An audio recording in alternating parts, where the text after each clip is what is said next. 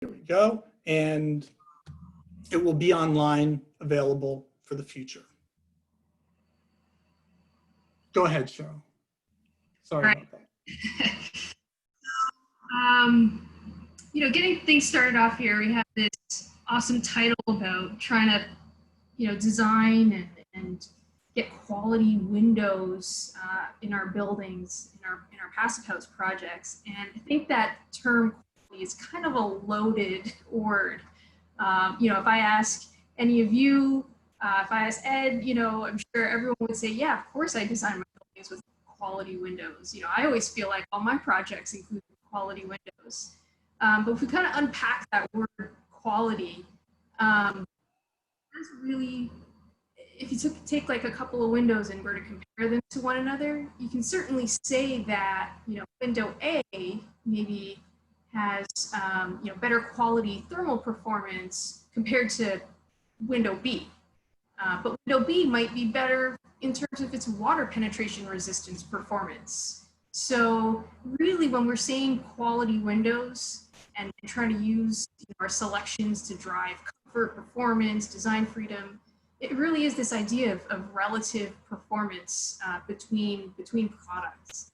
And I think when Ed and I kind of sat down and we're hashing out this presentation, we were definitely thinking about it through the lens of passive house certification and trying to focus a lot on the thermal performance aspects, thermal comfort.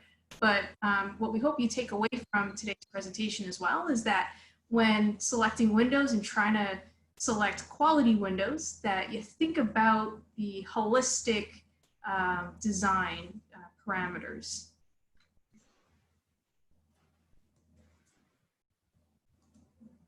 So our outline for today, I'm going to get things started with a little bit of overview on different window performance criteria, try to give you that bigger picture perspective. Then we'll zoom in, talk about U factor, so a heat gain coefficient. I'll hand it off to Ed to talk about thermal comfort, which is a big part of this actually when it comes to passive house. And I think many folks maybe are not as familiar with thermal comfort because, you know, U factor, so a heat gain coefficient, those are in our building codes and our energy codes. So we're kind of familiar with having to look at those parameters when selecting windows, but maybe not so much with thermal comfort. Then we'll go into air infiltration. Obviously, we have to pass the whole building air leakage test. So we'll look at air infiltration for windows, and then we'll wrap it up by looking at window installation. And that relates to passive house in terms of thermal bridging. So if you remember with passive house project, we want to have thermal bridge free construction. We want to try and design out thermal bridges as best we can. So we have to think about the perimeter window installation and how that impacts performance. So getting started, you know, when we're looking at window overall performance and trying to pick a window, we have to think of a whole host of different criteria. You know, it starts with structural, right? The window has to be able to support itself. It has to be attached to the perimeter wall construction, able to resist wind loads and transfer those lateral loads to the surrounding construction. Then water penetration resistance. Obviously, we don't want to choose a window and then have it leak down the road. So how are we going to select the performance there and deal with if there's any water leakage through the window? As you all know, windows do leak from time to time. I deal with a lot of investigation projects, so I oftentimes get to see how they leak and how we have to repair them. Water leaks through windows cause a lot of damage, costs a lot to have to replace all these damaged components, potentially replace the window or fix the window. So trying to think about that up front and design in some redundancy and some ability for components to capture and drain if there is water leakage. You know, it's really important to think about up front. Then there's the U factor, so a heat gain coefficient, air infiltration. Those are all sort of thermal energy type performance criteria. Forced entry resistance, you know, security is really important for your building, or if you're looking at windows on the ground floor. Acoustic performance, this is really important for, you know, for example, projects in New York City where you have train tracks maybe near your building, all of a sudden acoustic performance rises up sort of on the list as in terms of the order of importance. You know, we could list a whole bunch of other sort of performance things to think about. You know, condensation resistance comes to mind, even, you know, fire related things if you need a fire rated window. So, you know, again, the point here is you got to think about things holistically, figure out for your project, for your location, which one of these are important. But when we're talking about passive house and for passive house certification, you know, these are the three that rise to the top: the U factor, the solar heat gain coefficient, and air infiltration, because we need to hit these and understand these to be able to get to that passive house certification. So we're going to zoom into these next. So we'll start off with the U factor itself. So, you know, going back to sort of heat transfer basics here, if I were to break down our window into the IGU versus the frame, you know, this is kind of how a schematic drawing of like what an IGU is made of, right? A couple pieces of glass, there's a gap in between, it can be filled with air or argon gas potentially, and then you've got this perimeter spacer bar. Basically metal, or sometimes there's composite spacers that are used, and sealants to, you know, hold those two pieces of glass together. And if we think back to our sort of heat transfer basics, how does heat flow through this IGU? So we've got convection is the first one. So convection means heat transfer via a fluid. In this case, it's air. So we have air that's moving on either side of the IGU, but also within that air gap in between the two pieces of glass. You get a convection loop that forms, and that helps transfer heat to one side or the other. We have conduction, and this is heat transfer through direct contact of solid objects. So at our spacer bar, for example, here, we've got the direct contact of the glass with the sealants, with the spacer, metal spacer in between. All of that is conducting heat back and forth. And then finally, thermal radiation. So this is just, you know, direct sunlight or, you know, basically any object that's over or above 0 degrees Kelvin is emitting some amount of radiation. So warmer objects emit their radiation to cooler objects. So the sun is radiating heat to the earth because the sun is hotter than the earth. And you essentially just need a direct line of sight for that heat transfer to take place. So the radiation is happening from our environment on either side of our glazing to the glazing surfaces, and then also bouncing back and forth within the airspace of the IGU. And then when we add the frame into all of this, it's basically all the same stuff again, just adds a little more complexity to it. There's more components in there, but again, it's just these three modes of heat transfer that are occurring through this window product, from inside to out or from outside to in. And so how do we sort of quantify all of that physics that's happening? That's where this parameter comes in, the U factor, or the U value. It's basically a measure of the rate of heat transfer across this assembly of materials. And it's basically Q is that heat flow, and it's normalized per square foot. So A is the area, you know, per square foot, and then delta T is the temperature difference between the two sides of your assembly. And it depends on, you know, the thermal properties of the materials, the conductivity, right? Metals are more conductive than the air or the thermal break.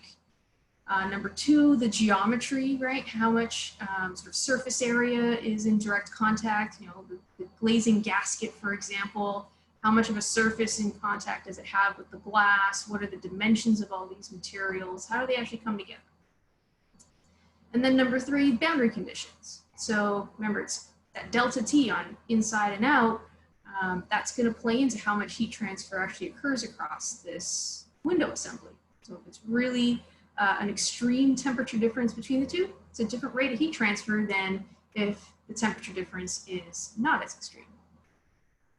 And we can obtain this U factor value, this sort of aggregating factor, by either doing physical testing of our windows. There's AMA standards that talk about how to perform those tests and get the U factor from it. Or we can perform analysis. We can do calculations to figure it out. So that the image that you're seeing on the right-hand side here of the slide is an excerpt from a therm model, if you're familiar with that. It's a software tool that does a a thermal finite element analysis that takes into account all these different parameters, and you can then extract a U factor from that. And we actually have standards that govern how we perform these calculations. In North America, we refer to the NFRC, the National Fenestration Rating Council. NFRC Standard 100 defines how to calculate U factors. And this is actually referenced in our energy codes here in North America. So basically our codes here are telling us, if you're going to do this calculation, here's how you do it. And on the left-hand side of the slide, you're seeing an elevation view of a window product. And I'm just kind of breaking down, simplifying how this calculation method occurs. So essentially, NFRC 100 breaks down the window into 3 areas. We've got the frame, which is the gray area. We've got an edge, which is the red area. And then the white is the center area, the center of glass. And essentially what you're doing is calculating an area weighted average of the U factors for each of these 3 zones and coming up with a whole product U factor. So think of it that way. It's an area weighted average of these 3 zones for the whole window product. And specifically in this NFRC document, they define, the edge zone here as 2.5 inches wide. So it starts from the sight line or the edge of your frame, going 2.5 inches towards the center of glass. And that's how you define that area. And then whatever's left over becomes your center of glass. Now in Europe, the calculation methodology is similar, but slightly different. So there's these ISO and EN standards that govern how this calculation method works. And again, they separate the window products into different zones. They have a frame and they have a center of glass, but you'll notice they don't have an edge zone. Instead, what they do is they calculate the length of the spacer bar around the perimeter of the IGU, and they multiply it by the psi value. The psi value is basically similar to a U factor. It's a measurement of how much heat is flowing through an assembly of materials. But instead of normalizing per unit area, it's instead normalizing per unit length. So that's why we're multiplying it by the length of the spacer.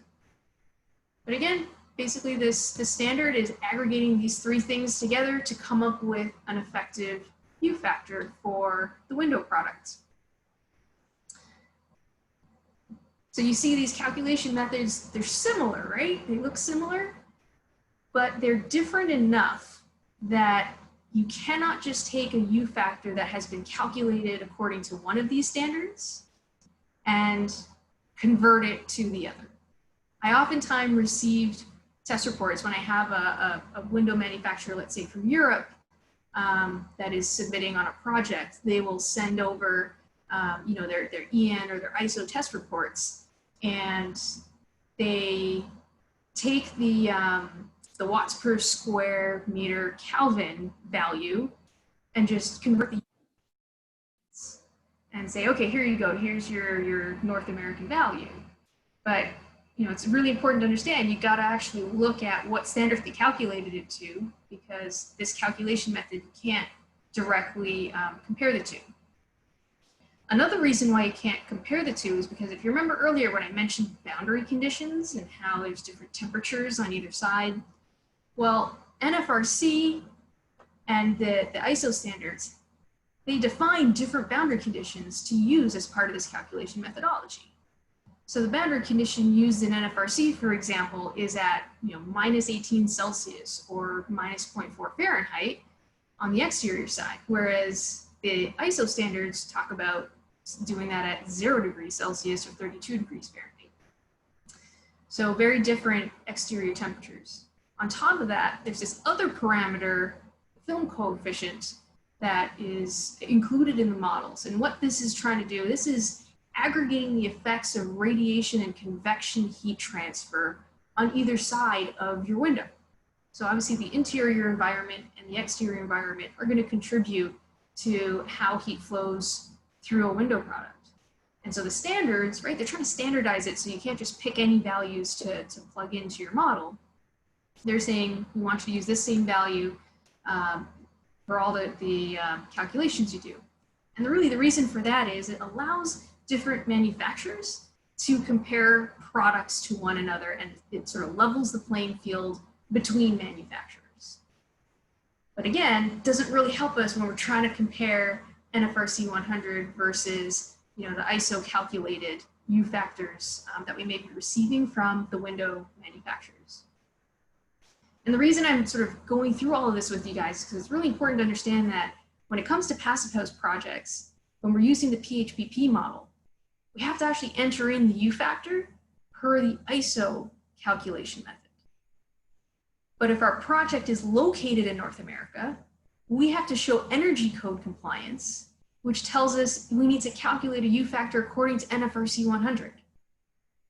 So on your projects that are in North America, but going for passive house compliance, you actually need both test reports. You got to make sure you're putting the right number in the right spot in terms of documentation, and yeah, showing them whether it's to the code officials or to, you know, PHI in your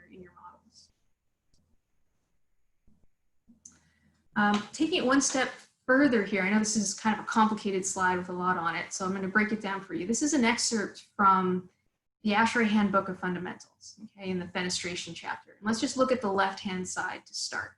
So on the vertical axis of this graph, this is the center of glass U factor for just the IGU, not the whole window product, just the IGU of a double glazed IGU.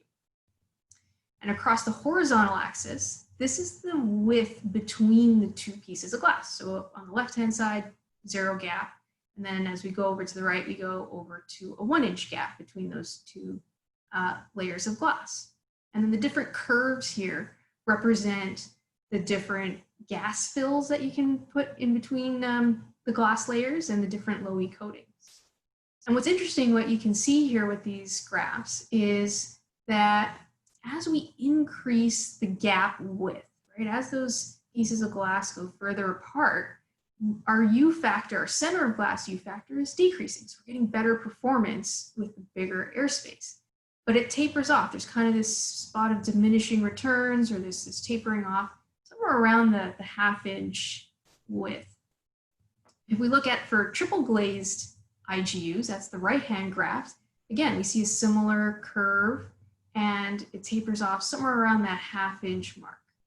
So what this is showing is that here in North America, the way we're, you know, calculating these, there's some assumptions made with that gas layer and how, you know, the convection and radiation that's happening between those two pieces of glass, how we're actually calculating for those values.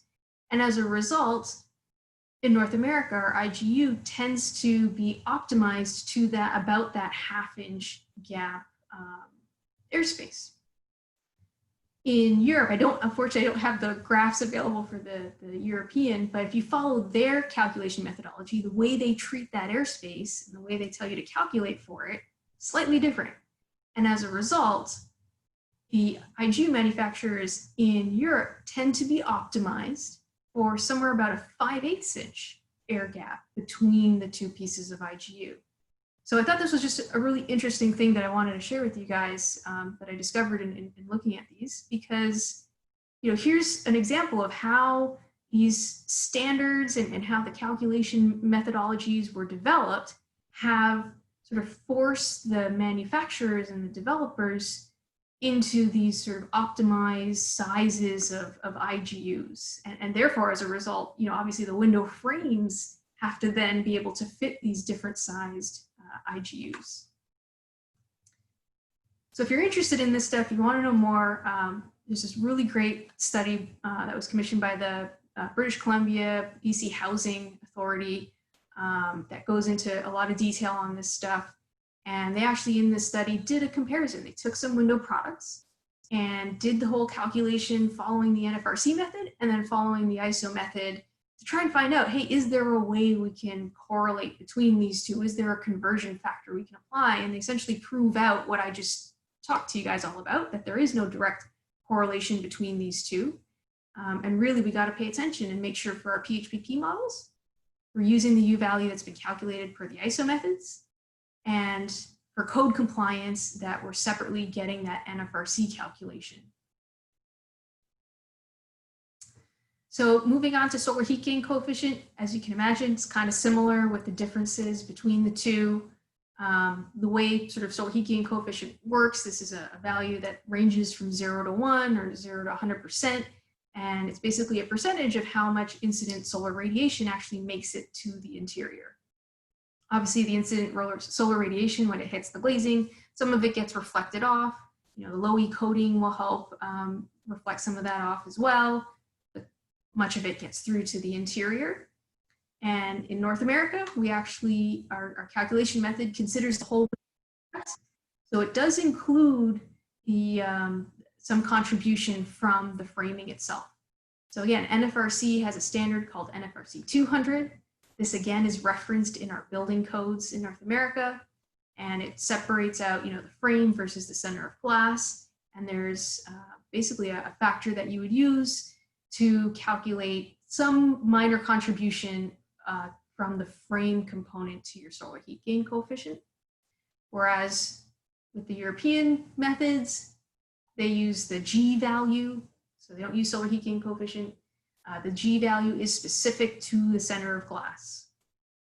So again, in your PHPP model, it needs the G value, which is just the center of glass property.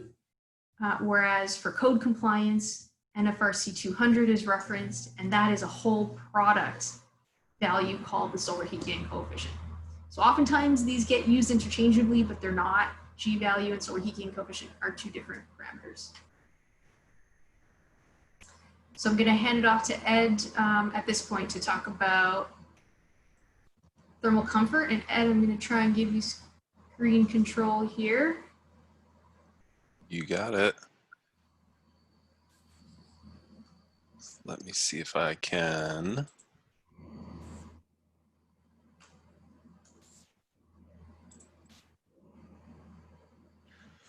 All right, thanks, Cheryl. Let me see if I can switch over here and share my screen. Let me try.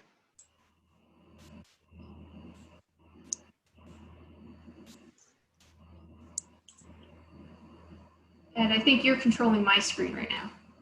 Am I? Can I? Yeah, it says that you're controlling my screen. Yeah, there you go. Oh, there we go. Okay, good. Just a bit of a lag. All right, that's fine. Not a problem. Good. Well, thanks, Cheryl, and good evening to everyone. Glad to have everybody here with us. So I'm Ed May with BLDGtyp, and I'm going to pick up now and discuss the question of windows and thermal comfort for a little bit before we transition back to Cheryl, and she'll finish us off by addressing airtightness and installation details. Thermal comfort is a really important piece of the overall selection of windows, but it's also a really complex topic, and it's also really fascinating. So we could go on and on and on about thermal comfort for a long time. We could have a whole class onto it, but we'll try and restrict it to just 15-20 minutes here this evening. So we'll just want to touch on a couple of sort of high-level aspects or items related to thermal comfort, and then in particular discuss how they relate to PHI certification for Windows. So first of all, thermal comfort, as I said, really interesting topic. It's important to remember that when we talk about thermal comfort, it's always a perceptual effect. It's your experience of thermal comfort in a space driven by a whole host of different impacts. Things like air temperature and humidity level. Of course, we're all really familiar with those. Those are going to be the things that the weather folks will tell us about in the morning. But we also know, when we really dive into the literature and when we really start to study it, that there are several other things which affect a person's experience of thermal comfort in a space. The velocity of airflow across your skin. We all know this in summertime. If you have a fan on, you're going to feel much more comfortable. The surface temperatures of the surfaces around our body, we'll come back to that one. And then things like clothing level, activity level, what are you doing in the space, your age, your gender, your body type, where you grew up, your expectations around the space, whether or not you have control over the space. There's all sorts of different things which are going to feed into our experience of thermal comfort and help us make a decision about whether or not we feel comfortable or uncomfortable in a space. So the one that's really important there that we want to discuss a lot more in depth is going to be surface temperature, and we'll come back to that in quite a bit more depth. When it comes to thermal comfort standards, as we have been talking about, there are many, many different standards that it's important to wrap your brain around if you're going to be working in Passive House or in code compliance. When it comes to thermal comfort standards, this is no different. There are basically two really key standards. There are several others, but there's two really key ones. On the left there, the ISO 7730, and on the right, the ASHRAE standard 55. So these are going to be our sort of go-tos when it comes to assessing, quantifying, measuring, evaluating thermal comfort in buildings. They are very, very similar to one another. They're all but identical. The key difference between the two is that the ASHRAE 55 thermal comfort standard, which is used widely in the US, actually outlines a series of, or a sort of pass-fail threshold, whereas the ISO standard there is really more just about classification. They don't actually outline what a passing or a failing space would be. But in either case, whichever standard you're following, they both make reference to something called the predicted mean vote. And this is kind of it's a funny term, so we'll talk about it for just a minute here. It's going to be one of the main ways that we're going to quantify, or try and quantify, your individual personal experience of thermal comfort inside of a space. And the scale, it's a numeric scale. It goes from 0 in the center to either a positive 3 or 4 or a negative 3 or 4. And your experience gets sort of plotted somewhere on this line, a 0 being perfectly comfortable. You're perfectly neutral, perfectly comfortable. The positive values being slightly warm or up to hot, and negative values cool and to slightly cold. And as I was describing, your experience, where you would say, or where you would think that you're plotted on this scale in any space that you're in, is going to be a function of all sorts of different influences, not just the air temperature and the relative humidity, although of course those are very, very important. For our discussion when it comes to windows, one of the most critical parameters that we're going to assess and evaluate is going to be something called the mean radiant temperature of a space. Now, that's a super weird term, so we'll talk about that for a second. As Cheryl already noted, all of the surfaces around our body, if they are above absolute 0, are going to be radiating thermal energy. So any solid object has some energy, and it's going to be radiating some of that thermal energy out as infrared radiation. All of the floors, all the walls, all the roofs, all of the desks, all the chairs, all the people, screens, everything is radiating thermal energy. We can see, for lack of a better term, we can see that energy through the use of something like an infrared camera. If you've ever used an infrared or IR camera, it allows you to see into that infrared spectrum, and for lack of a better term, see the energy embodied in those surfaces. Well, your body, you don't see it with your eyes, but your body experiences these radiant temperatures all the time. So as you move through a space, your experience of that space is going to be partly informed by the temperature of the surfaces around your body. And it's true that even in a passive house, the windows are going to be the place where we're going to have the potentially lowest surface temperatures in the winter times when it's really cold outside. Yes, you have really great passive house windows, but they are going to be cooler than the rest of the envelope. The rest of the envelope is insulated with 12, 14 inches of insulation. Your window's only 1.5 inches thick or so. And so you're still going to be at risk of some thermal discomfort unless we design very carefully.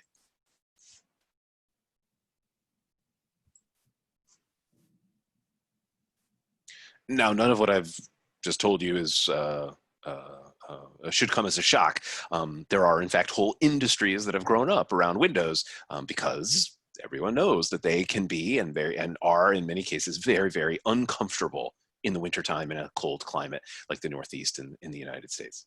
You can wrap your windows in plastic wrap all winter long. I've certainly done that in houses that I've lived in. You can get thermal drapes. You could wear boots all day in your home as you're trying to lounge around reading. It's all sorts of techniques that we've come up with over the years to try and combat this pretty, at times, extreme comfort problem that occurs as a result of our choices in design and specification when it comes to our windows. So in particular, when it comes to windows, if we take a look at one of the thermal comfort standards, the ISO 7730, the ISO 7730 has an interesting sort of classification system that it uses, where it outlines what's considered a Class A thermal comfort space, a Class B thermal comfort space, and Class C thermal comfort space. It doesn't say you should or you have to hit one or the other. It just lays out the criteria for cataloging them. For Passive House, we're going to be shooting for Class A thermal comfort spaces, so that is going to be required for Passive House, but the standard just says this is how you do the math. And so those PMV, predicted mean vote values, are going to be an experience of the whole space, the entire space. In addition to that, though, the ISO 7730 and the ASHRAE 55 also lay out a couple of localized discomfort thresholds. And in particular, when it comes to something they call a cold wall, which would be a window, in most cases, a cold vertical surface, they're gonna say that we should keep the temperature asymmetry, the difference between the temperature of the window and the temperature of the rest of the space, below about 10 degrees Celsius. So that's going to be their limit when it comes to thermal discomfort in the space, and that's going to be true for A or B. And if you go to Class C, it gets a little bit higher there. So 10-degree temperature asymmetry. We want to keep that asymmetry below a certain threshold. Now, if we can predict the mean vote in a space based on its characteristics, the surface temperatures, the airflow, the relative humidity, air temperature, etc. If we can predict using some simulation tools the overall PMV, we can correlate that to the number or amount of people who are going to be unhappy in our space. And this should be one of the main criteria that as designers, whether engineers, architects, builders, that we would focus on. This is why we're building buildings, is to make people happy and comfortable and safe and well. And if we have a tool that allows us to predict how many people will not be happy in your space, you should use that tool. And you should really lean on that tool and make sure that you're trying to make the most amount of people comfortable and happy in your space that you possibly can. One thing that I do think is interesting about this particular graph here, you can see here the predicted mean vote is on the x-axis and the number of people dissatisfied is on the vertical axis there. And as we stray away from zero, either too warm or too cold, we can start to make people uncomfortable. Notice that it never gets to zero. Interestingly, you know, in any population, in any sampling of people, people are just too different. We're too diverse. We've got too many different backgrounds and body types and activity levels, clothing levels. We can never make all people happy all the time. So the amount of people that we can make satisfied in our space bottoms out around 6% or so. That's going to be the permanently dissatisfied folks in our space. So okay, we understand that. We'll still try and do the best that we possibly can. Now, okay, fine. How does all that connect to the Passive House standard, though, and in particular the PHI Passive House Institute certification? Well, if you go back in the literature, the idea of thermal comfort is core to what it means to be a passive house. It undergirds the passive house definition from the very beginning. This is Professor Wolfgang Feist, and he said in a paper in 2006, he tried to define what it was to be a passive house. And he said that a passive house is a building for which thermal comfort can be achieved by post-heating, post-cooling, and on and on and on. We don't need to worry about the rest of that statement. I think the important and the really interesting piece there is that thermal comfort is the goal. We're trying to achieve with all of our machinations around insulation and air sealing, et cetera, is thermal comfort and health and durability and wellness. And we want to do that in the most energy efficient way possible, the smartest way possible. We want to leverage everything we know about building physics and design to deliver the most comfortable, healthiest, most durable building. That's our charge as passive house designers. And that's been true of passive houses from the very beginning.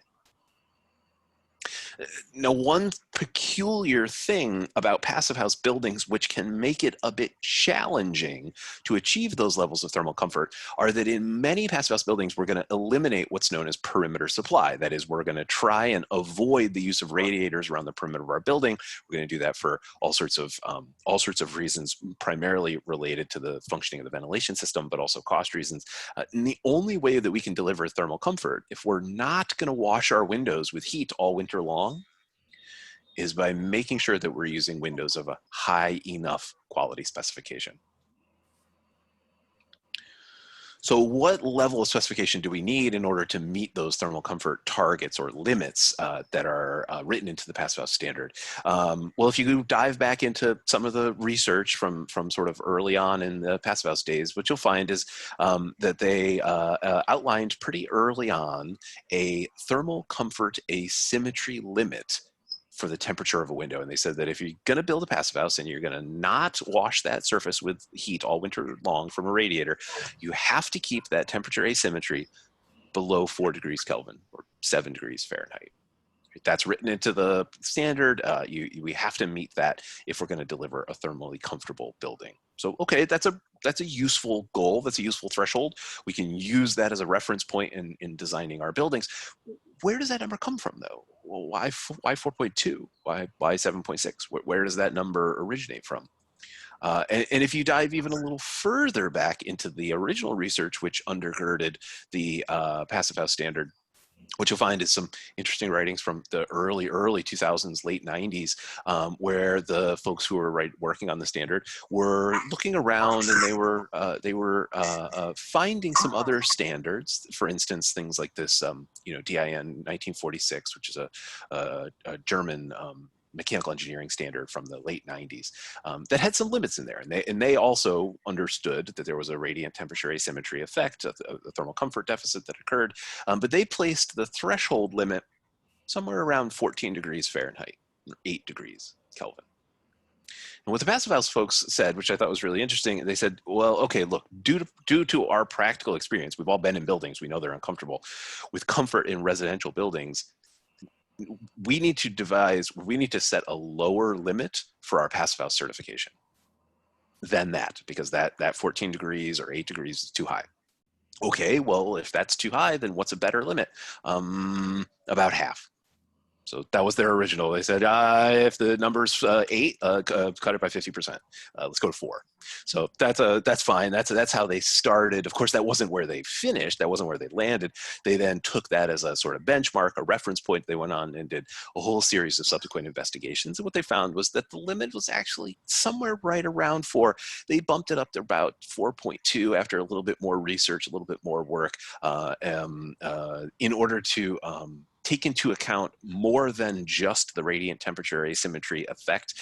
The other problem with cold surfaces at the glazing is that you have what's known as downdraft effect, where the air, which is proximate to the window, can become cooler and more dense, and it will drop. You'll end up with air currents induced. People will feel the draft on their ankles. You'll have all sorts of cold, problems that occur. So through a whole series of investigations, this 4.2 limit was arrived at and sort of derived. And that's a useful, again, a really useful benchmark. That's a useful limit for us to have as designers. We know that 4.2 degree Kelvin limit there can really help us when we're specifying our products. Right, so this is, again, what we're trying to avoid, this air temperature stratification problem in many of our projects. Now, if we work backwards and we say, all right, well, let's say New York City. I work in New York City. We know what the design temperature is in outdoors in New York City. And if we know that we know the outdoor temperature and we know a desired indoor temperature, we can actually work backwards to derive a U value for our windows. We can say, if our windows are supposed to meet a certain level of thermal comfort, I have to have a U value of at least 0.167, thereabouts, or better in a place like New York. And now that would be different for every climate, right? You could identify your climate's specific outdoor design conditions and sort of work backwards and figure out what your U value is. So you can use that, again, to help design your buildings and specify products pretty early on. So that's fine. But that's a prescriptive requirement or a prescriptive code. This is written into the Passive House standard. What I like most about the Passive House standard is that it's almost entirely a performance standard. It doesn't have a whole long list of thou shalt do this and thou shalt do that, with the few exceptions of some of these thermal comfort limits. And so I think one of the things that we want to do moving forward is start to move away from this prescriptive approach to thermal comfort towards a more performance-based approach. And interestingly, some of the standards like ASHRAE 55 now have some really good tools to allow us to start to do some of that work, to move away from these prescriptive codes. And because the prescriptive codes, as with prescriptive codes anywhere, they are kind of ill-fitting. They, you know, they kind of capture most scenarios, but not all. For instance, you know, we did all this research, or all this research was used to derive this 4.2 degree Kelvin limit for sort of one-sided residential spaces. Well, what if you have a corner glass?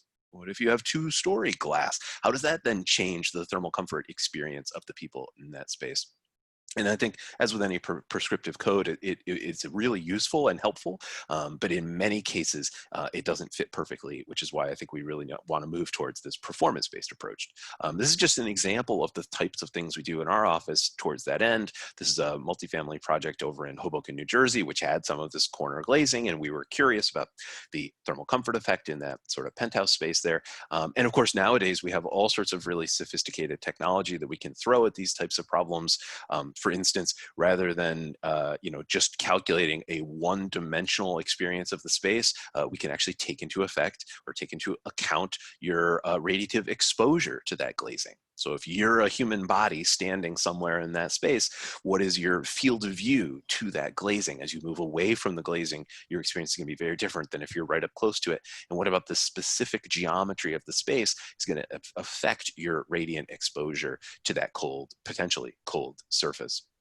And of course, we can take that idea, you know, the fact that we can calculate that relatively easily using modern computing, and we can sort of spread that across our specific project. So if we have a specific floor plan with specific geometry, with a very particular specification, we can take that and we can simulate that out, and we can simulate the comfort experience inside of that space. So we can identify areas visually where we are either at risk of a thermal comfort deficit, or where we know we're sort of okay. Now, these types of simulations obviously don't answer all the questions. They're just providing more information, more data. We still have to come at this with some strong opinions and say, these are the threshold levels. These are where we are going to strike some of these marks. So this is just, again, the type of simulation that we might do for a wintertime scenario. And then lastly here, summertime, just as important, and in a place like New York, perhaps even more important than wintertime thermal comfort. And ASHRAE 55 does include a nice addendum which allows us to simulate the summertime thermal comfort performance. In particular, we're going to simulate the effect of sunlight directly on a person's skin. That's going to change what's known as the effective radiant field, and that's going to affect their thermal comfort performance. And of course, we can do the same thing where we take the methodology which is outlined in ASHRAE 55, and we can actually deploy it in a specific project and use it to try and calculate any sort of overheating risk as a result of both the entire space and the direct sunlight on a person's skin. So these types of mapping or simulation visualization tools have been really helpful for us as we try and advise clients on the best design moves for their passive house projects. Of course, overheating, a huge challenge in a place like New York, and something we really need to focus on. So I will leave it at that. I'll turn it back over to Cheryl now, or I will try, and she will pick up where we left off, and she'll continue on with air infiltration and look at a few installation details. Thanks, Ed. So air infiltration, we know this is very important for passive house certification, right? We want to pass that whole building air leakage test during construction, but we can't do that if we're leaking a lot of air through our windows. So how does air actually flow through our windows? You know, it seems like it's solid pieces of glass and metal, but really air does flow. It finds its way through openings, through gaps and cracks and holes. You know, if you think about the frame construction, there's metal to metal joints, you know, gasket corners and seals like that that are imperfect. There's always a way that air can flow through all of those openings, and that airflow is driven by pressure differences on either side of your window, and that could be caused by the mechanical systems, right? So we always strive in passive house projects to have balanced ventilation that helps reduce the air pressure difference across the envelope, across our windows. But air pressure differences are also caused by wind effects, right? Wind blowing on your window, creating positive and negative pressures on either side, and also stack effect. So the natural buoyancy of warm air rising into space, which can be, tends to be worse in taller spaces and in taller buildings.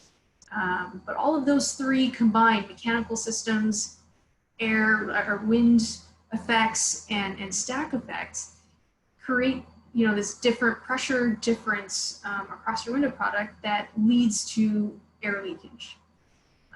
And obviously that air leakage doesn't help from an energy standpoint, but as Ed touched on, certainly detracts from this goal of achieving thermal comfort in our passive house projects.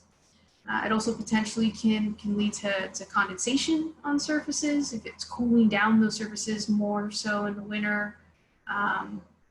So we want to try and figure out, when we're selecting our windows, which ones are going to be better than others. Now there's code requirements surrounding air leakage, and specific depending on your window type, whether it's operable or fixed, whether it's a curtain wall.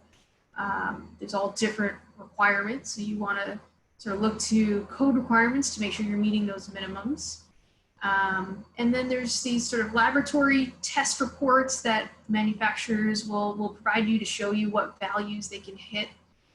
And then this photo is an example of a field test that I did. Basically, you set up a chamber on the interior side of the window and all the equipment up there, and you follow this other ASTM standard to actually measure what the air leakage is across the window test specimen. And the way the test works is you sort of set up this internal chamber, which is schematically shown with this blue dashed line. And you set up all the equipment with a fan and a pressure gauge to measure your pressure difference across the chamber. And then we're going to measure the airflow with and without a plastic sheet applied to the window product. So by testing it without the sheet, we're getting air leakage through the window, but also some extraneous air leakage at the perimeter of the window, potentially pulling in around the sides and through the wall system. So by testing again with this plastic sheet covering the window products, we eliminate the window from the test, and the measurement we get from this second one is that extraneous air leakage from the perimeter. So we subtract essentially the two tests, and what's left over is the actual air leakage through the window product itself. Now, it'd be great if there was a way to, kind of like with the U factor and Saldanha coefficient, to somehow calculate or figure out what it might be without having to test. Unfortunately, that isn't the case here.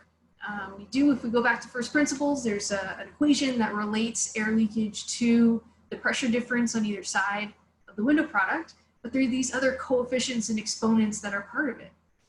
This graph here is showing our airflow by pressure difference. So as you increase the pressure differential across the window product, obviously you get more airflow through those holes and gaps in the window product. But it's not until you do the testing that you can really figure out what the contributions are from the sizes of those openings, the amount of friction that they contribute. So if you actually notice, this graph is a log scale. So I know it looks like there's a linear relationship between pressure difference and airflow, but it's not. There's definitely, it's an exponential relationship, and one that we cannot predict ahead of time, therefore we can't calculate it. We really do have to rely on test reports, either the lab or test reports from the manufacturers or the field testing. And we often find on passive house project that it makes sense to do some level of field testing on windows, on sections of the building, ahead of the whole building air leakage test, because that gives the contractors and the installers some level of confidence that what they're doing is actually working, and that they'll pass that whole building test when they get to that point. And then the last bit to talk about here is about window installation considerations. So as I mentioned earlier, this plays into the passive house goal of designing out thermal bridges. We always are trying to achieve this thermal bridge-free construction. So with our windows, we have to really think about where is the window being placed within the wall opening. as best we can, we want to try to achieve thermal barrier continuity. So wherever our insulation is within the wall, we want that to align with the thermal breaks and the IGU thermal barrier of our window product. If it's not aligned, we're going to end up with surface temperatures at the interior that are potentially too cold, and we're not, going to meet that radiant temperature asymmetry criteria that Ed talked about. And it's also going to affect that psi value, the install thermal bridge value that we have to calculate. So you can see between these three how different the psi value is, that linear heat loss value, and then how that impacts the U factor. And these U factors here, keep in mind, are the U factor installed. So it's not just the U factor of the window product by itself, but it's accounting for that linear thermal bridge at the perimeter of the window. And on Pascal's projects, to try and get that thermal barrier in alignment, one of the things that we potentially can do, this is an example of like a rain screen assembly, to actually just have the insulation come down a little further and overlap with the window frame itself. So this helps to sort of mitigate the thermal bridging that occurs, because you need some structure here with how you attach the window to the framing. So by having the insulation hang down a little bit, cover all of that up, we really warm up everything inboard of that insulation and help reduce that thermal or that temperature asymmetry and the thermal bridging.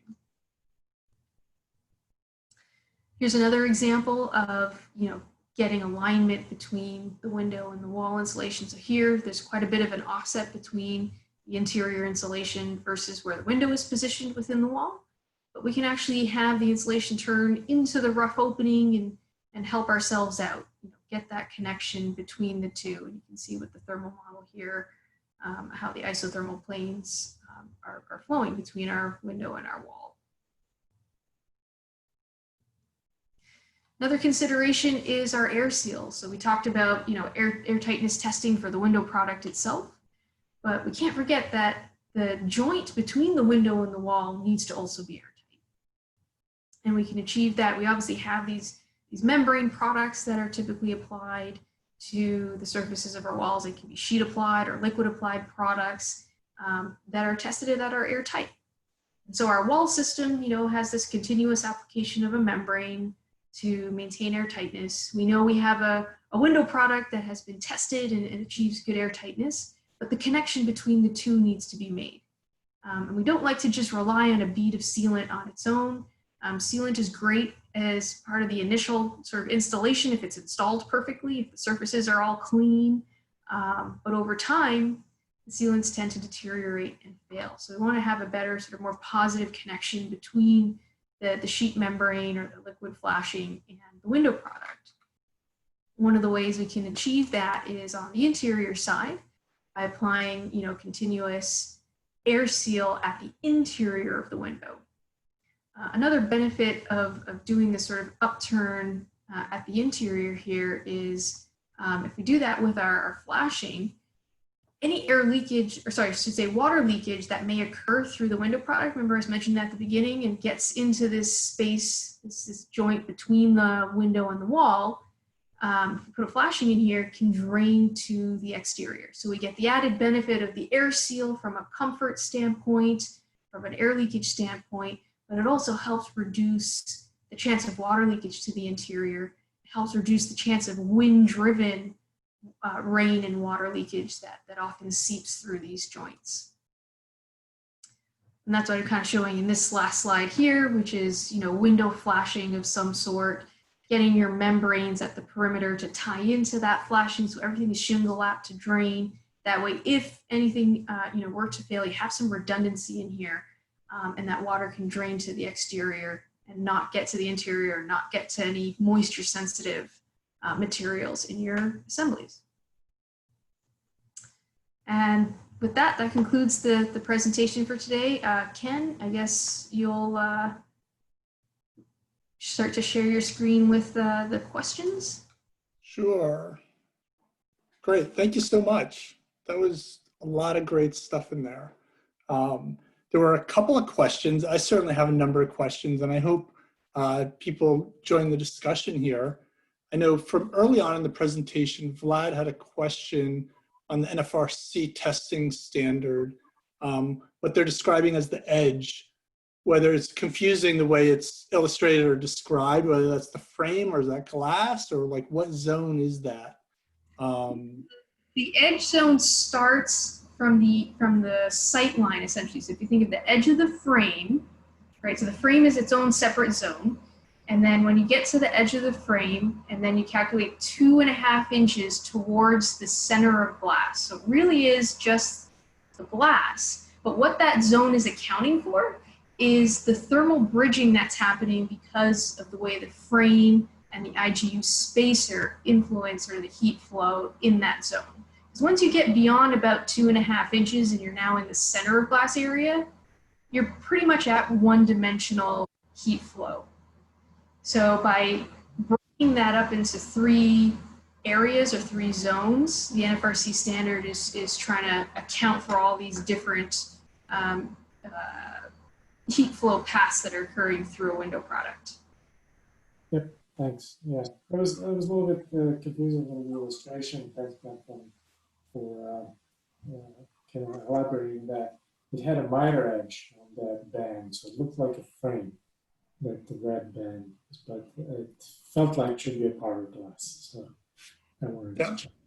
And Vlad, you also had a follow-up where you were talking about the temperature difference with the passive house standard using. Do you want to ask that question? Sure. Yeah, in your table there, Cheryl, I think you were showing that the ISO 10077 is going from 0 to 20.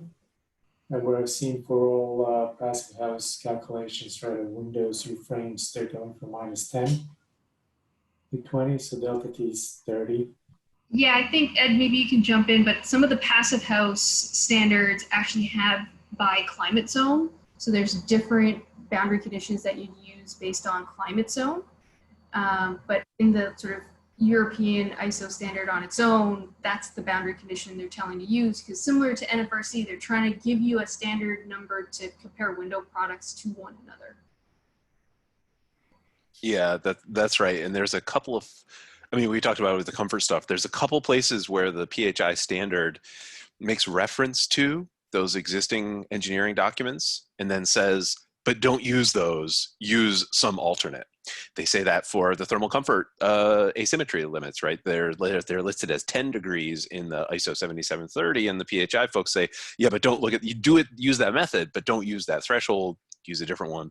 And it's the same thing for the window boundary conditions. They make reference to those standards documents, and then in a few places, they have their own sort of methodology or their own rules, which is all in the PHI rules documents where they outline all that stuff. Okay. So you're totally right. And that being the -10. Yes, -10 for Windows. That's right. Thanks. That's right. Great. I guess one question, oh, well, Darren had a question, Macri, that is PHI open to projects adjusting the prescribed comfort with the modeled comfort? Well, that's a tough question. It's an important question. It's a tougher question. I can say from experience that we have, well, let me say it this way.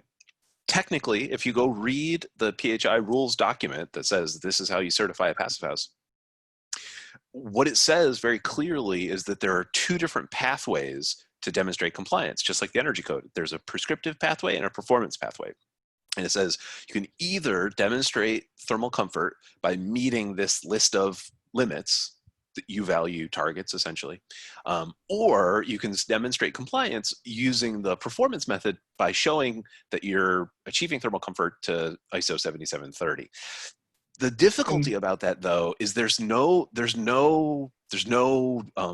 explanation anywhere of what it means to meet ISO 7730. ISO 7730 doesn't have, there's no pass fail. There's no actual like thresholds.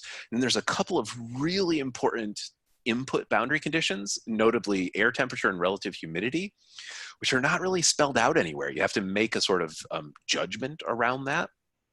But all that said, we have successfully lobbied and gotten certain projects over the certification goal, which originally, using the prescriptive method, looked like they were maybe on the edge for thermal comfort. But when we went in and we really did the performance-based approach, it was very clear, primarily due to view factor, the fact that they were kind of smallish windows and they were obstructed from line of sight, that there was almost no thermal comfort risk or impact there. And so there was at least a couple projects where we successfully deployed that performance approach, but it was a negotiation with PHI. We had to sort of have a conversation with them where we said, well, look, we want to do the modeling. We want to do it this way. We're going to use this software. We're going to use this method. We're going to use this approach.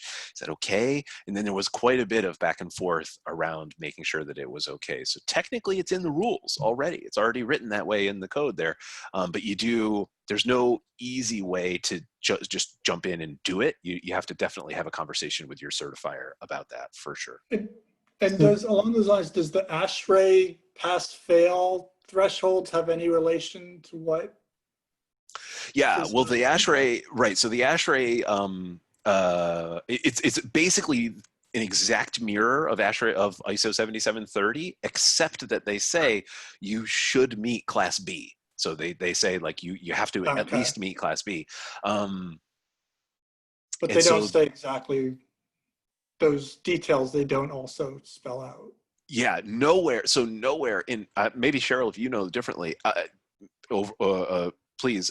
As far as I'm aware, nowhere in the standard does it say when doing this assessment, use 22 degrees C interior operative temperature and 40 degrees relative humidity. I mean, those are critical inputs, but they're not actually outlined and in any standard as like, these are the boundary condition values that you should use. So you have to make a sort of like a judgment about what you should input there. And they matter a lot. They really change the output there. Everything. Yeah. Darren, you have a follow-up question? Did you want to? I was just going to say there's suggestions in ASHRAE. Oh, sorry. ASHRAE has their handbooks for different, building types and occupancies. They give suggestions for ranges of temperatures, relative humidities for those interior spaces. They're just suggestions, they're ranges. You have to really know, you have to speak to your mechanical engineer and understand, okay, what are the actual expected conditions to Yeah, that's a really good point. So I should note the few times that we've been able to do it, we've had to make recourse to really sophisticated dynamic hourly modeling where we can really simulate the interior air temperature, relative humidity, surface temperatures on an hourly basis, and sort of get all of those and somehow sort of get at all of those really important inputs. And it's a big project. Not that it can't be done, but it's definitely a bigger project, which is, I understand why those prescriptive limits are there. They're easier, but there are places where they just don't fit very perfectly. Yeah, because if you ask the mechanic, I'll tell you what the temperature is going to be at the thermostat. Yeah. Anywhere else. I wanted to kind of pick your brain a little bit on that example, that experience that you just mentioned, because I am going through a PHI certification right now. And I do have one smallish kind of window, which is just over the comfort. And I mean, it says exemptions here if there are no concerns relating to thermal comfort in the direct vicinity. This is kind of one of the criteria that you can select to override this kind of lack of comfort, right, by PHI. But you said you had to go through some additional calculations to prove to them that that's well, that's a good question. If it's just a simple matter of like, if you're saying like, well, this window's in the mechanical room or it's in the hallway, like that's a pretty simple, straightforward exemption where you just say like, well, look, it's not in somebody's living room. They're not sitting around in their underpants watching TV. It does not have to meet the same level of comfort in a hallway where somebody has their winter coat on. And so that's, again, a pretty straightforward conversation that you just have to have with your certifier and say like, well, no, this one we don't worry as much about. And if it's right on the edge, they'll probably be okay. There is a sort of like backup, like a backstop. It's not like they'll let you do anything in a hallway, but it doesn't have to be as good as somebody's primary living space, a bedroom or something like that. Yeah, it's not in a hallway, it's in the kitchen. I mean, the kitchen's tough. That's yeah, I mean, yeah. We'll see. Yeah. So in that case, you might have to go down that performance route and do the assessment there. They didn't catch it yet, so we'll see. Dave Parker has an interesting question about the shading approach and what you're considering or prioritizing and when considering the various openings performance criteria. And I kind of have a related question was like, what are the biggest levers that you both see in terms of, you know, what if you're running those simulations and performance, what is every situation so unique, or do you see some patterns emerging in terms of shading and the window performance itself and, you know, exposure, I guess? Well, I'll start off, maybe Ed, you can pick it up, but in terms of shading, it actually does count in the passive house PHPP models, right? So Sure. anything in front of the window, you can take a benefit for it in the summertime, right? Because it's shading and reducing solar heat gain and reducing the cooling loads, but it hurts in the wintertime. So you're not getting the free heat in the wintertime. So like I had a project, for example, that was kind of like a Juliet balcony, and it had sort of a balcony guardrail in front of it. And I got to take shading benefit essentially because that was shading half of this Juliet, you know, door, glazed door system. So I got to take, you know, that benefit in my PHPP model. Things like trees that are up next to your windows count for, you know, the shading benefit from them. So absolutely, those definitely, you know, make a difference, and you can start to potentially use windows that you may not have thought that you would have been able to use. As a result, actually can open up the options available to you. Yeah. I think yeah, I think that's probably all correct. I think there's three things I would say about shading. I go on for shading for hours, so cut me off anytime. There's three things about shading. Number one, with a lot of our smaller projects, it never actually gets built. So you specify and design in a bunch of, you know, overhangs or shading elements. They never actually get on the building. That's happened on many projects. The money's run out. They're hard to design and build in. At the end of a project, they'll get put on next year, and in the interim, people are complaining because it's too hot. Fine, that's happened a couple times. Second, I think there are real questions when it comes to the simulation tools around the validity of the weather files that we're using. It's in a place like New York, it's just way hotter in September and October now than it was when I was a kid. It just is. Like, it's just, I don't know, we all live here. You know what it's like in September and October now in New York. It's going to be 90 degrees later this week in the first part of September. Like, it's just in the urban heat island effect and climate change are just changing the nature of many of our places where people are living. And so relying on historical weather data, I think just has some real concerns. Are you running variants for that for future weather, or we have not been. We haven't been. We know we need to, but I'll admit I don't know the right way to push that. I don't know the right methodology to use to push that historical weather data forward. I mean, we can put some really simple like estimates on it and say like, well, it's 2 or 3 degrees hotter kind of on average. I think the issue that we are having though, and this gets to my third point, is that overheating is incredibly localized, and looking at averages and looking at sort of estimates is only helpful to a certain degree. The overheating issues that we're seeing are localized to just a few hours, and they're localized to just a few spaces. You get this extreme effect when you have a bunch of sunlight right on somebody's skin, or you have these kind of funny events. And maybe on average, if you sort of average it out, it actually looks okay. But you have these kind of peaky peaks that really make people uncomfortable and unhappy in certain spaces. And I think we need to pay a lot more attention to those peaks and be really careful around these overheating issues, because it is a consistent issue and failure point that we continue to see in many of our projects. And we really do need to do a better job of attacking it, I think. Yeah. But any follow-up on that, Dave, or we can go on to the next question? No, I'm good. Thanks. Okay, cool. Chris in Vancouver, do you have a two-parter? Yeah, sure. This is more concerning about the difference between the certified PHI windows, let's say, that gone through the process on simulation, let's say, versus what we're actually getting in North America. For example, you know, glasses, I always get questions about glass. just because we're calculating and getting certified for a different value than what North American glass producer can actually get. So I just kind of wonder in the design stage, how do you compensate the difference, or do you, or what, how do you work with the manufacturer on that? So I think any test reports you get from the manufacturer, the first thing you got to ask for is what standard did you test it to? Give me the parameters and the information. You got this. Like I said, I've had a number of manufacturers that just send a number and they'll just convert the units and say, oh yeah, here it is. And I'm like, what did you do?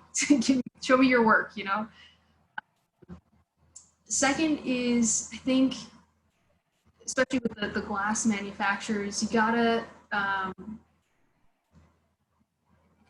actually find out from them the, oh gosh, I totally lost my train of thought. Well, I can volunteer one bit while you remember, and I'll just say that for our own projects, to be perfectly blunt with you, we cheat. We don't use North American glass. For certified pass-pass projects, we use imported glass, full stop, because we just can't get over those issues that you're describing. It's not. We haven't been able to make it work. We simply can't get the North American glass suppliers to get us the testing information that we need for the PHI certification. And that's been just like a sort of full stop roadblock on using North American glass so far. That's a huge drag. Like that's been a huge problem on many of our projects, but it's been the only way we've been able to achieve PHI certification so far. Ed, you don't always need the windows and the glass to be certified though, right? You just perform the calculations on your own. Good point. Yes, totally. That's totally right. They just have to be, as you've been pointing out really well, they have to be tested to the right standard, the right protocol. And having spent months of my life trying to say that sentence to people who work at glass companies and getting nowhere, at a certain point we just give up and we're like, all right, I'm just going to import the glass. Like we just can't anymore. Yeah, but that's terrible. That's a terrible solution. Like that's not, I'm aware of that. Yeah, I bring that up because that's like really a high roadblock. I mean, my part of my role is to help folks to really make their windows here in North America, and that's, you know, getting them certified is one thing, and getting them tested is one thing. I mean, they're all willing to test the windows to get them certified by Germany, get them tested according to NFRC, even NAFs in Canada, but and then, you know, getting the sales is another, and it's really been frustrating process. And glass is really the challenge, along with the spacers. But spacers coming along, you know. But you know, the glazing is a challenge, and of course the pricing. But you know, it's like, you know, if people don't ask for quotes, and then there's no demand, and then they go down spiral from there. So it's really frustrating. So I just kind of want to see where it hits, you know, when it hit the design stage and when the demand stage, and how do we bring the two together, you know, for North American producers. Yeah, I'll just add one piece to that. I don't disagree with anything you just said. The only thing that I would say is, for us, on my experience, the challenge has not so much been around the glass. That is a challenge. It's been more around the frames. And one of our consistent hurdles, and one of the like biggest sources of like hours that we spend on a project, is tracking down all the right frame profiles, because for PHI certification, you have to actually simulate the U value of each frame element. That means if you have a sill, it's different than the jam, it's different than the head. And again, trying to explain that or have that conversation with somebody who does NFRC 100 testing, it's just like you're speaking, you know, you're speaking Martian to, you know, somebody. They just don't even know the words you're saying. And it's very challenging to get the profiles and get the testing. And it's just so much work to sort of get everything up to where it needs to be for these PHI certifications. It's really challenging. And I agree, it is one of our big, it's one of our big pain points on these certification projects. It really has derailed many a project. I think also, I mean, this has been discussed the last few years. I'm hearing sort of in the passive house world, this challenge has been discussed quite a bit. And I know many, you know, window manufacturers have heard these complaints. So my hope is that, yeah, that they are working sort of behind the scenes, that if there are European manufacturers, wanting to do business in North America, that they're working on getting the NFRC reports as well, so they have, the same product will have both, testing done, and same vice versa, where the North American manufacturers get the ISO, the EN, the PHI, certification or test reports, whatever that is, so that they can start to compete on passive house projects as well. So I know that has been part of the discussion for many years. I hope that with more of us advocating for this, talking to the manufacturers, it eventually gets there. But I remembered my point that I forgot, which is one of the things I do early in design when we don't yet know what the window product is going to be, is you just add a little safety factor to the number that we calculate, right? So if we know we need at least this U factor to meet passive house certification to get it work, well, okay, let's just apply like a 5%, I don't know, safety factor to it, give ourselves a little bit of a buffer so that as we get through design and we're trying to pick between window products, we have a little bit of fluff to work with. Good point. So Darren actually had a question on the air gap calculations, but if you're there, Darren, and I don't know if you want to speak to the glass issue or not, but. Yeah, I guess so. Yeah, a few things. Regarding the air gap from earlier in the original first segment of the presentation, the presentation is fabulous. Thank you. Cheryl, the two different testing methodologies with the 1/2 inch and the 5/8 gap and the way they run those tests. I mean, is that an actual is it a theoretical difference or is it actual physical difference? So it's a physical difference because they optimize to different gap sizes, but it's a result of the way the two standards calculate what's happening in that air gap. So they're pretty comprehensive calculations that are being used to assume the actual effect of heat transfer in that air gap. As you can imagine, there's convection happening because the air is moving around a bit in there. There's radiation heat transfer that's going on. So there's some pretty complicated math that they do and some assumptions they make. Some of this, based on empirical testing that has been done, but NFRC has come up with a method of how to account for that air gap. And then, the ISO and EN standards have come up with a way to account for what's happening in that air gap. And just as a consequence for the assumptions they made and built into those standards, you end up optimizing to different sized air gaps. Mm-hmm. Sometimes when I'm like building IGUs and I can switch, but in my software between the NFRC and the EN673, and I make the changes. I don't see. I reach that plateau as you showed, and then, but I don't see that difference too much, and I just didn't know it's actually measurable in the real world. But if you bring in a glass from Europe and make and you have one here in the U.S., same, why would be any different? I mean, Ed, more to your point earlier, what are you? I mean, you're saying you're bringing in glass from Europe. I mean, why? What UG values are you needing to get that you can't get here? In terms of the performance level, I wouldn't. It's a good question. I actually think we probably could achieve the performance level that we're after. This is going to be a really stupid response. It's about the testing. If I have to certify a product, I have to have a piece of paper with the right numbers on it, and I have to show it to the certifier. And if I can't get that, then no matter how awesome the product really is in reality, in physical reality, I can't use it, which is so frustrating, right? I mean, that is really difficult. And so usually it's about getting that ISO to, well, it's the EN 673 testing and the 410 testing. It's about getting the G value and the EN 673 testing. And that is a really frustrating reason to have to decide on one product or another based on what test reports they have available. But unfortunately, in the certification world, it's kind of where we're stuck at the moment. But I agree with everything that's been said, right? The only way we're going to bring costs down on these projects over the long term is to develop that domestic manufacturing base and develop these capabilities domestically. It has to be, we have to figure out how to do it. We just haven't been able to just yet, unfortunately, for most of our projects. Not all. I mean, Darren, obviously we're working with you on some projects. That's been great. But you know, Darren has the paper.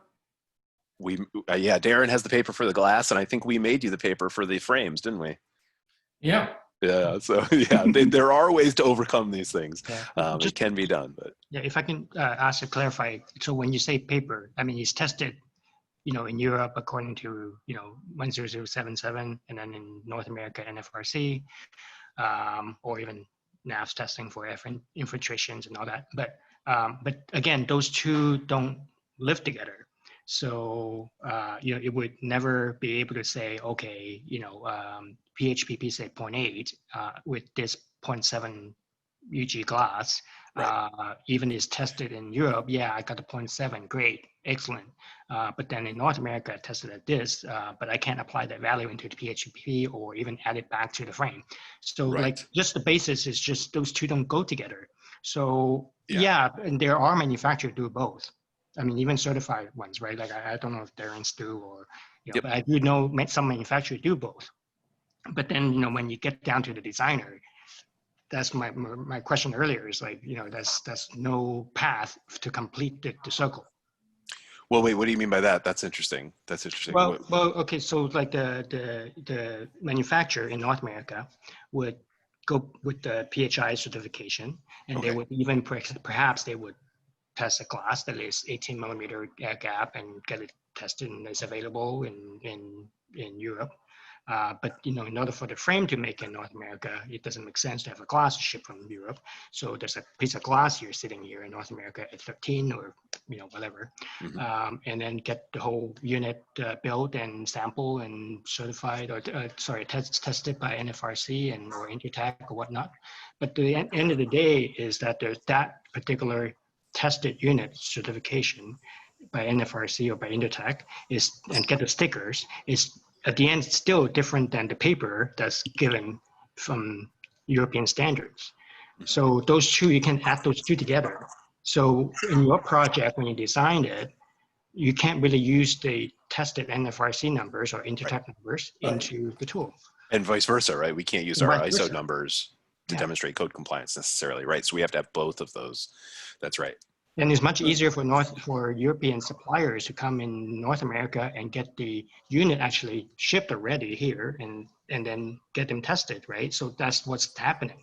Yeah. Right? But how do we get the supply chain in North America do the reverse? We can't. There's no path to it at all, period. So that's the frustrating part, and not just for, you know, my clients who are like wood window users, but well, it's a good point. But I mean, it is true, and we have done it many times. I mean, you can take an American frame and test it to the ISO standard. You can take an American glass and test it to the ISO standard. You'll just get the results that you get. I mean, they won't be quote unquote optimized, but not every project requires everything to be optimized, right? I mean, you can use that glass. Maybe you can only use the glass up to Virginia, right? But everywhere south of Virginia, there's hundreds of millions of people that live south of Virginia, so there's a big market there. So it's not like every glass has to be used in every climate or be suitable in every climate. So, which is just to say, like, we can take those North American frames and test them to the ISO standard, and we can do the same with the North American glass if you go down that route. You know what I mean? Like if somebody takes the time to really do it. Okay. Yeah, one other thing that we're sort of been advocating for the last couple of years is for, you know, our codes and standards potentially to accept house certification as a path to demonstrate code compliance, which would certainly alleviate a lot of problems. If, okay, we only need to, you know, meet the requirements, you know, get all the test reports necessary to finish the PHPP model, get PHI certified, and then use that to, you know, your code official and say, look, I don't have the NFRC reports, I don't have, you know, all of that stuff, but here I achieved passive house certification.